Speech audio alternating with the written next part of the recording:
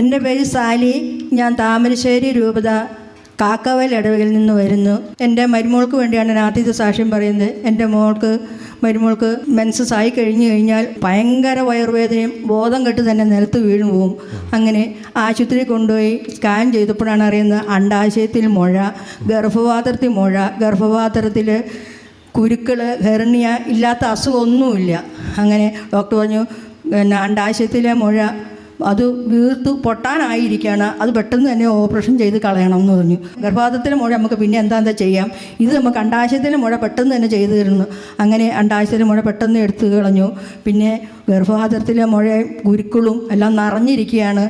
ഞാൻ അത്ഭുത ജപമാലയിൽ ഞാൻ നിയോഗം വെച്ച് പ്രാർത്ഥിച്ചു, ദൈവമേ നീ ഒരു ഓപ്പറേഷൻ ചെയ്യാൻ നീ പറ്റല്ലേ, അത് തന്നെയല്ല അണ്ടാശയത്തിലെ മുഴ എന്താണെന്ന് അറിയുന്നില്ല. ഡോക്ടർ പറഞ്ഞു അത് നോക്കട്ടെ, അല്ല ക്യാൻസർ.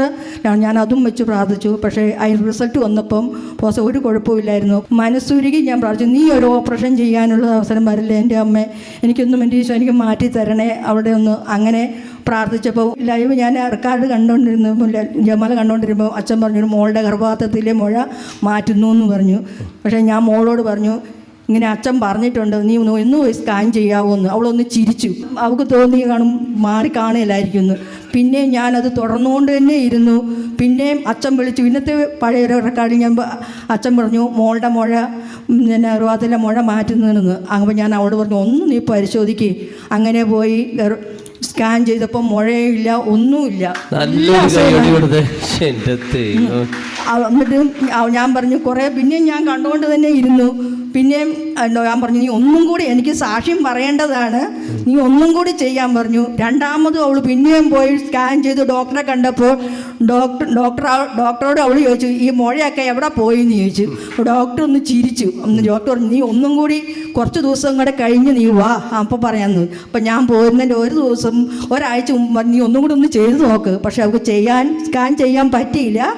അപ്പം ഞാൻ പൂർണ്ണമായിട്ട് വിശ്വസിച്ച് പോയി എന്ന് തീർച്ചയായിട്ടും നന്ദി പറയാം. രണ്ടാമത്തെ സാക്ഷ്യം എൻ്റെ 2 കാലിനും തൊണ്ടയും ഒരു 5-6 വർഷമായി വെരിക്കോസാണ്. ചൊറിച്ചിലും പുകച്ചിലും മരപ്പും. എനിക്ക് ഫാനിടാനേ പറ്റുന്നില്ല.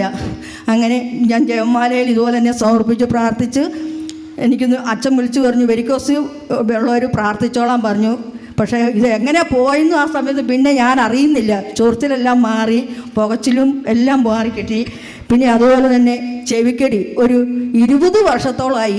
ഈ ചെവിക്കടി വന്നു കഴിഞ്ഞാൽ പിന്നെ എൻ്റെ കയ്യിൽ അടുത്തുള്ള എന്താണ് കമ്പ്, സ്ലൈഡ്, പിന്ന്, കമ്പി എന്തുണ്ടെങ്കിലും ഞാൻ അവസാനം ഇട്ട് എനിക്ക് ചെവി വേദന വരെയായി. അങ്ങനെ ആ ചെവിക്കൊടി ഞാൻ അത്ഭുത ജപ അച്ഛൻ പറഞ്ഞു പ്രാർത്ഥിച്ചോ ചെവിക്കൊടി മാറി കിട്ടുന്നുണ്ടെന്ന് പറഞ്ഞു. അങ്ങനെ പ്രാർത്ഥിച്ച് ചെവിക്കൊടി മാറി കിട്ടി. പിന്നെ അതുപോലെ എലിശല്യം, ഭയങ്കര എലിശല്യമാണ്.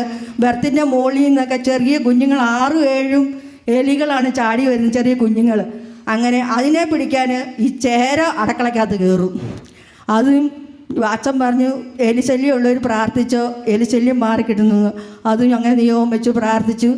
ഉപ്പിട്ട് പറമ്പ് മുഴുവൻ വിശ്വാസ പ്രമാണം ചൊല്ലി ഉപ്പിട്ട് പ്രാർത്ഥിച്ചു. ഇപ്പം എലിശല്യം ഇല്ല, പാമ്പിൻ്റെ ശല്യം ഇല്ല. ഇതെനിക്ക് മാറ്റി തന്ന ഈശോയോട് നല്ലൊരു കൈയടി കൊടുത്ത് എന്തൊരു വലിയ സാക്ഷ്യങ്ങളെ കേൾക്കുന്നത്.